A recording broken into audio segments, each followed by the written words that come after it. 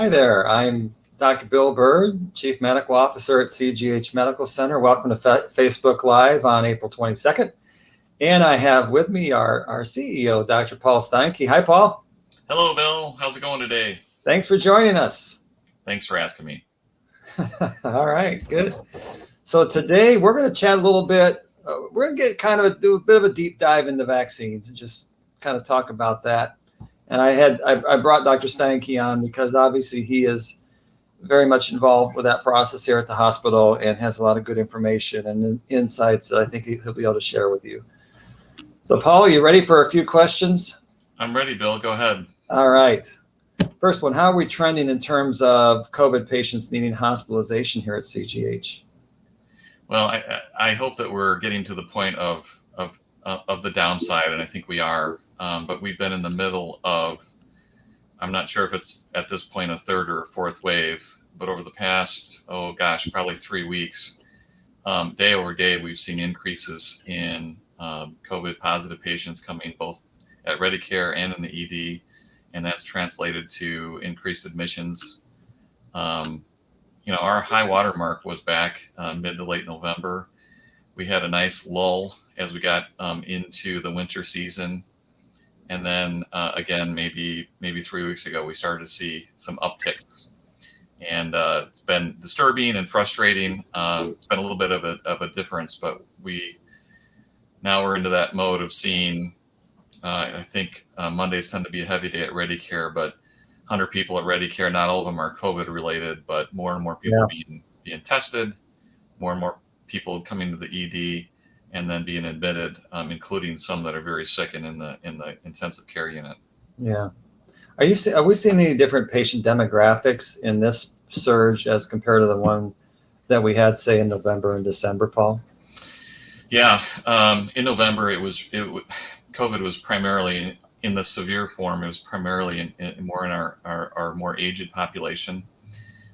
This is strikingly different in the sense that we're seeing in the 30s to mid 50s age ranges, which is, again, that's been the biggest swing, including, and I don't want to share any protected health information, but we had a couple of very sick individuals in their early 30s, and one even died. The other one has been in the hospital a long time. So it has shifted and become less of the scourge of nursing homes and the very elderly, and now become in a younger and more vibrant age group. Yeah, what do you attribute that to, Paul? Well, the biggest change has been the introduction and acceptance of vaccines. In the elderly population, I hate to say it this way, but if you were on the edge, COVID took you in those early days. If you survived that first round and that first major wave that we had in November, the vaccines hit us here in January and into February. And locally here, we went after oldest to youngest. And in that 65 and older group, it's been more widely accepted. And that has shifted who gets severely ill and dying. So that's been the biggest change. Speaking of the vaccination side of things, Paul, are we seeing many patients that are fully vaccinated having to be hospitalized? No. I hate absolutes because in biology there are no absolutes. Right. Yeah. But so far we've had 0 patients that have, and when I say fully vaccinated, I mean either both doses of Moderna or Pfizer, and then they say you need a week or 2 after to be considered fully vaccinated. We've had no patients that have been through the full vaccination that have been sick enough to end up in our CCU or on our surgical floor.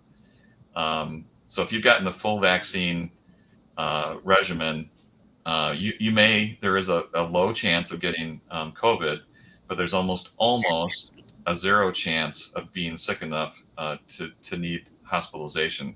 So that's really encouraging. Yeah. Yeah. So with that in mind, what is the status of vaccinations here at CGH, Paul?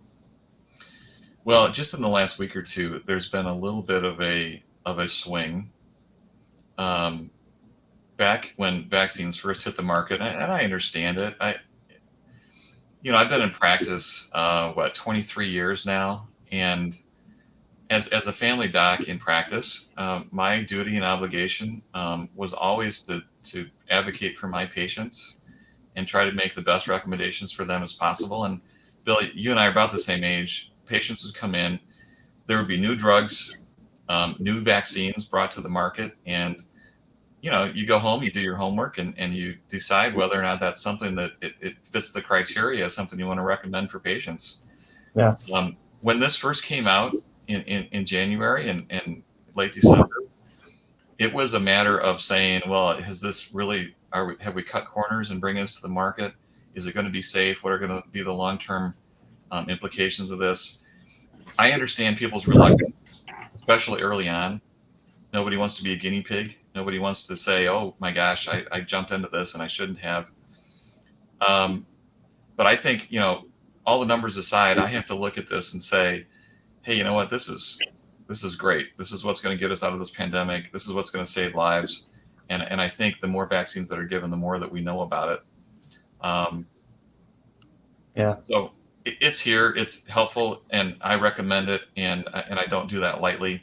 I understand and respect people's personal decisions about it. But locally, we hit a tipping point about a week or two ago where vaccines. I just read an article this morning in the Wall Street Journal. It talked about the street market value in Mexico right now for a Pfizer vaccine is $1,000 because they're so hard to find, and people are clamoring for them, and they don't have enough of them.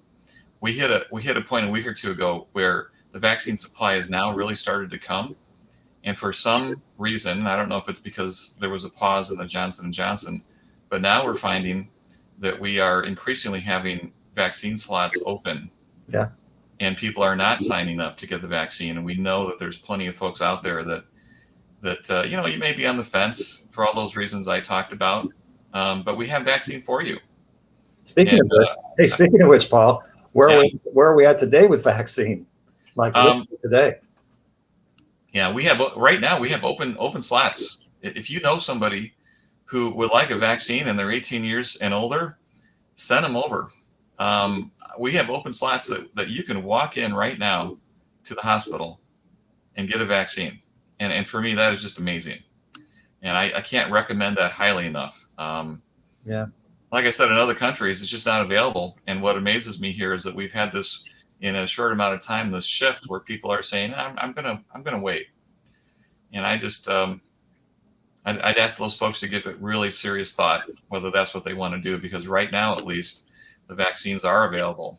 I hate to get to a point where they become a shortage again. And if we don't use what we've got, that's what'll happen. Yeah. When will booster vaccines be necessary? Well, Pfizer was the one that came out and suggested that a booster may be necessary in the fall. To my understanding, the initial study showed it was going to last longer than that.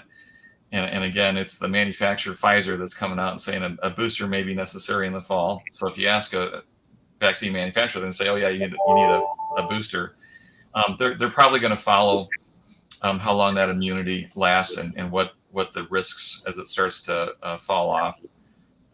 There's also a discussion that they may, in an updated booster, they may be able to introduce a vaccine against some of the variables that might be a little bit more effective.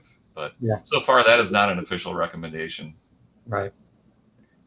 Yes. What would you say about that, Paul? About the variants in our area, that's a good question. They are here. We know that there's that some of the variants make COVID even easier to give from one person to another. That may be responsible for the numbers and a little bit of the shifting. But in terms of confirmed cases that are due to the variants, the state does ask us to collect those and send them off, and they do some DNA, RNA sequencing to see whether they are a significant variant or not. I think right now we know that the vaccines are effective against the variants. I don't think that our surge right now, our wave is primarily due to the variants, but the variants are here, and the good news is that the vaccines are protective against the variants. What are we trying to do is it true that if you have COVID, you're supposed to wait 90 days before being vaccinated? I can take that one. It used to be 90 days, now it's not. Right. Is it 2 weeks, Paul? Is it something like that? I think they want to know that you're over COVID before you get the vaccine, only because if there's going to be any problems with the vaccine, that doesn't get confused. Yeah, but it's not 90 days, and you can check No. with the health department or our hospital, and we can kind of give you some guidance on that. Right. Yeah. Hey, what are we doing here at CGH to try to reach out to the community to get more people vaccinated? Yeah, we're doing everything we can. If you can't tell, I'm a little bit frustrated. I can't actually. Okay. Now I know you are. Well, I'm frustrated because we have something that is life-saving. COVID is it may not be as deadly. The younger you are, it may not be as deadly. But what doesn't get a lot of press, first of all, it really sucks to get sick. But there are some post-COVID things that don't get talked about a lot.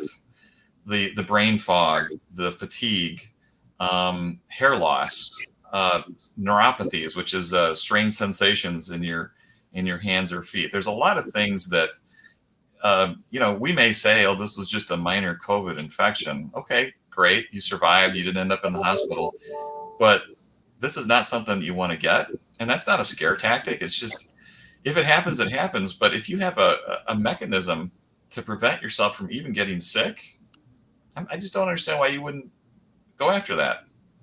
Yeah. And I don't know if it's, the vaccine itself, everybody talks about the side effects. Their arm hurts, all the way to things that might be a little bit more moderate with shaking, chills, and headaches and fatigue and so on. I experienced some of that with my second vaccine, but I can't express to you how liberating it feels to not have to worry about getting COVID. Or at least not getting COVID and being in the hospital kind of COVID, right? Not even in the hospital. I mean, that's an aspect to it too, but just to know that that's not hanging over my head as something that I need to worry about is such a liberating feeling. And the path to get there is something as simple as a vaccine. So, yeah. We're going to talk a little bit more about vaccine questions and answers and that kind of stuff in a little bit, but I was thinking about this. There's definitely some stuff out there about the bad side effects of vaccines and people, their experiences. In our little service area, if you take Whiteside County, let's say, I think there's 57,000 people in Whiteside County, right? Somewhere around in there. Yeah. And if you figure that, what do you think? About half of them have been vaccinated so far, Paul, around in there? It's not that high, Bill. It's not that high. Okay, let's say a third. Okay, yeah. It's probably more in that 25 to 30% range. Yeah. So we're talking 20,000 people have been vaccinated so far. I think about like the people that I know of that got really sick from the vaccine. I think of like maybe we had one person had to be hospitalized for a day or so. Other than that, and they recovered fine. And other than that, I'm not aware of any other significant long-term problems from vaccinated people out of a group of 20,000. And yet you and I both know, Paul, that I don't know what the count is right now, but last I looked, it was like 167 people had died of COVID in our service area. And many, many more than that are having these long-term side effects. Yeah. Again, life is a risk. Getting out of bed in the morning is a risk. Staying in bed is a risk. And you don't want to live in a world of fear. And I pulled up just some preliminary numbers, and some of these are from 2018 or 2019, but your risk of dying in a motor vehicle accident is 1 in 107. So if you think about it, you get into your car and you put a seatbelt on, you accept that risk. When you drive to the grocery store or whatever you do about your life, you say, okay, every day I climb into my vehicle, I'm accepting a risk of something bad happening. You do the reasonable things to try to mitigate that risk. It doesn't go away. But we don't live in fear getting in our cars.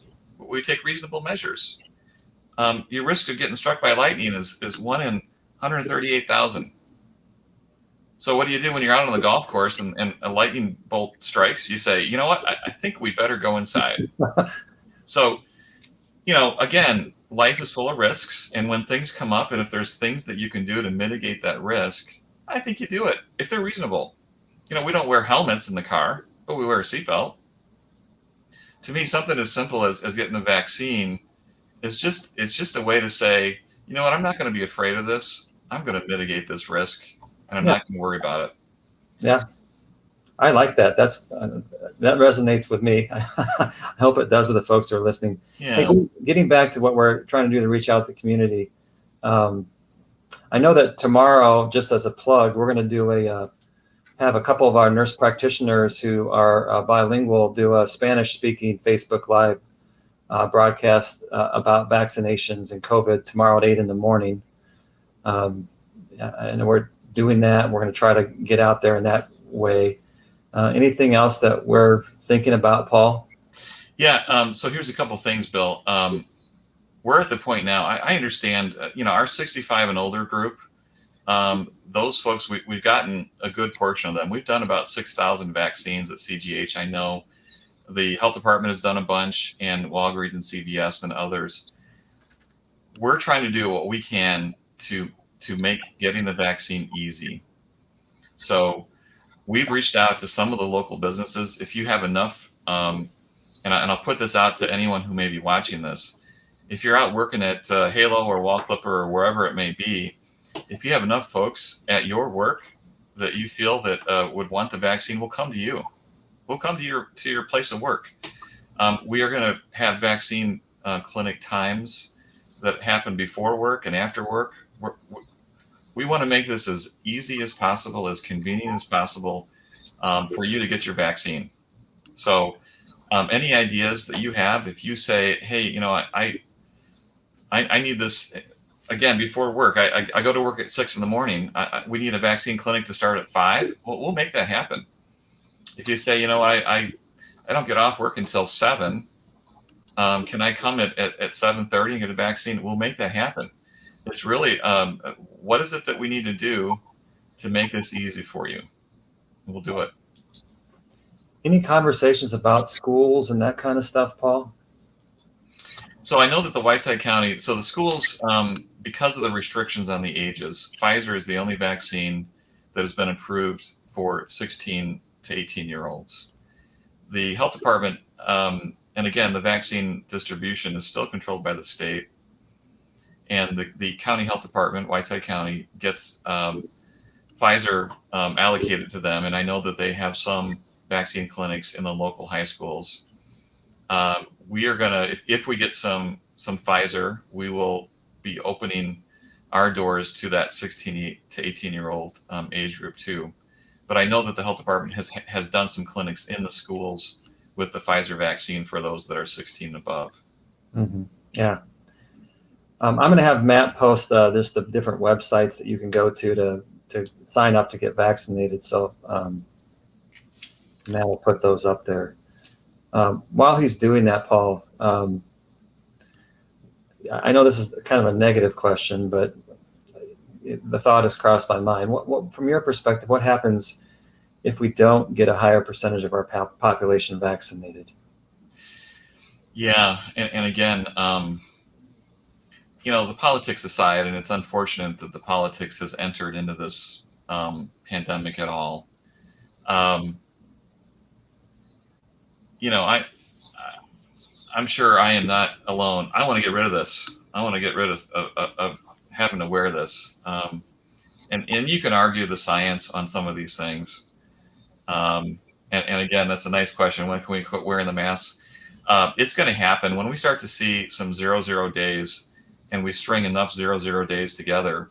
It'll be harder and harder to make that a mandate.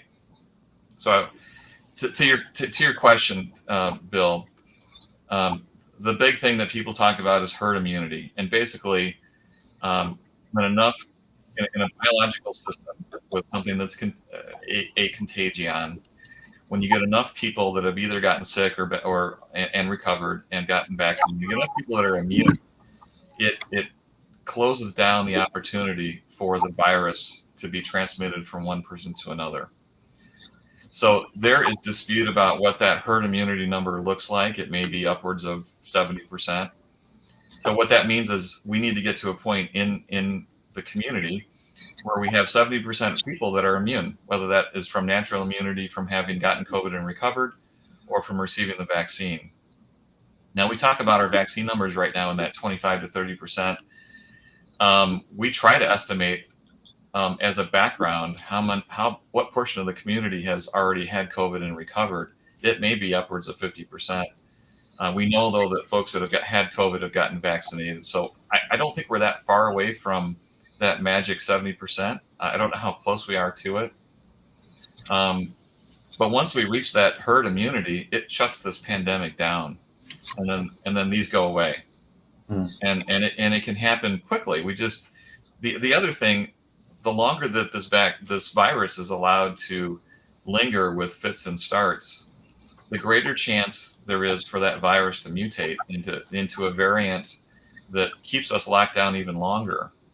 So, the more vaccines we can get into folks, the quicker we get that herd immunity, and the quicker we're out of the pandemic. Yeah. And I wanted to share something else. If you do happen to get sick, just to keep this in, we've talked about it before, but keep this in mind. If you have some high risk factors, if you're over the age of 65, if you have chronic kidney disease, diabetes, heart disease, COPD, we still are giving monoclonal antibody infusions to people who get sick with COVID within the first 10 days of their symptoms. And that treatment, at least so far, it looks pretty helpful in terms of trying to keep people from getting really, really sick. So Bill, what is a monoclonal antibody? Yeah, no, seriously, you're gonna put me on the spot here, Paul. But it's an antibody that actually mimics and attaches to that spike protein in the coronavirus to kind of disable it and make it less effective and kind of make it go away, if you will, destroy it. And so those monoclonal antibodies, these infusions, help to get rid of a bunch of the bad spike proteins that are circulating around with that virus. So anyhow, we have that as an option. So, if you do get sick, once you have gotten sick, we just don't want you to have to get to the hospital in terms of being hospitalized, because from that point on, we just don't know how that else is going to go. So keep that in mind. Paul, any final thoughts you wanted to share with the folks that are listening today? Yeah, I guess this is directed really to those people that are on the fence. I get it. I understand it. I think it's good to be a skeptic, especially when it comes to your health. And all of us are trying to make the best decisions we can for ourselves and our families. I think that really, and it's been just a surreal year, and that's an understatement. It's been dystopian and a challenge, and there's so much. We focus, Bill, you and I focus day to day on this. Nobody wants to see this over and done quicker than you and I do. The people that are on the fence, please give it serious thought.